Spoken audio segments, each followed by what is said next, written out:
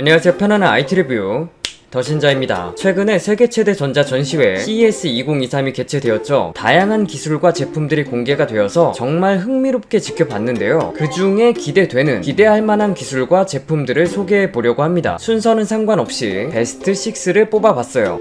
첫 번째는 LG의 시그니처 올레드 M입니다. 97인치의 대형 올레드 TV인데요. 현존 최대 크기의 올레드 TV입니다. 이 제품의 특징이라면 선 없이 깔끔한 제품이라는 거. 단 하나 전원선을 빼고 우리가 기존의 TV에 연결해서 사용했던 모든 것들은 바로 이 제로 커넥트 박스에 연결해서 사용할 수 있다고 합니다. 4K 120Hz의 고화질 영상을 무선 전송할 수 있다고 하네요. TV에는 전원선 딱 하나만 있고 다른 것을 연결할 때는 제로 커넥트 박스에 연결하니까 깔끔해지는 거죠. 요즘 나오는 TV를 보면 전원선은 안쪽으로 선 정리가 가능해서 깔끔하게 안 보이도록 처리하는 경우가 많다 보니까 그냥 거의 TV만 자리하게 되는 겁니다. 제로 커넥트 박스가 있으니까 TV 뒤에 있는 포트를 이용하기 위해 직접 뒤로 가서 USB나 HDMI를 연결하지 않아도 되는 거죠. 제로 커넥트 박스는 화면 정면 기준 약 10m 이내에서 사용할 수 있다고 하니 위치는 아주 자유롭게 변경할 수 있다고 봐야 할 것 같습니다. 인테리어를 하는 데에도 많은 도움이 될 것으로 보이네요. LG전자의 독자 기술이라고 하는데 와이파이 6E 대비 최대 3배 이상 빠르게 전송할 수 있고 돌비 비전과 돌비 애트모스도 전부 지원한다고 합니다. 두 번째는 에이수스의 무안경 3D OLED입니다. 이거는 CES 2023이 시작하기도 전부터 굉장히 궁금했던 기술이었는데요. 실제로 이 제품을 만나본 사람들의 후기는 완성도가 상당하다고 합니다. 이 노트북에는 듀얼 카메라가 달려있어서 보고 있는 사람의 눈의 움직임을 추적합니다. 또 디스플레이에서 왼쪽 오른쪽 눈에 각각 별도의 이미지를 제공해서 3D 안경 같은 것이 필요 없이 그냥 봐도 완성도 있는 3D 이미지를 제공하는 거죠. 2D와 3D를 바로바로 전환해서 사용할 수도 있다는 거. 또 G-스페이스 모듈을 사용해 3D 자료를 직접 펜을 이용해 꺼내와서 분해하고 돌리고 확대해서 보는 것을 할 수 있습니다. 여러 분야에서 사용할 수 있을 것으로 보이는데 이런 신제품들이 늘 그러하듯 사용할 수 있는 콘텐츠가 얼마나 많아질지 이런 것도 지켜봐야 할 것 같습니다. 세 번째는 로보락의 SA 시리즈입니다. 작년 국내에 로보락 S7 시리즈가 출시했고 상당히 많이 팔리기도 했죠. 로봇 청소기는 가격은 비싸지만 사용했을 때 그만큼의 가치가 있고 상당한 만족감을 주는 제품 중 하나입니다. 일단 제품의 디자인이 변경된 게 가장 먼저 눈에 들어왔는데요. 맥스V 울트라 기준으로 비교해보면 MTO 시필 도크가 깔끔하게 변경된 것을 알 수 있습니다. 전작은 먼지통, 물통, 오수통이 전면에 노출되어 있었지만 신제품은 그것들이 가려지면서 깔끔해지고 화이트 컬러도 제공하면서 선택지가 많아졌습니다. 이전처럼 먼지를 자동으로 도크로 빨아들이고 자동으로 물걸레 세척해주고 물 보충해주고 하는 기능은 동일한데 이번에는 건조 시스템도 기본으로 탑재가 됩니다. 전작은 건조 키트를 별도로 구매를 했어야 했죠. 그 외에는 흡입력 증가, 이중 브러쉬, 물걸레 청소 성능 상승, 청소 알고리즘 개선, 더 빨라진 고속 충전 등이 제공된다고 하네요. 네 번째는 레노버의 요가북 i9입니다. 이 제품은 기존의 노트북과는 다르게 위아래가 모두 화면입니다.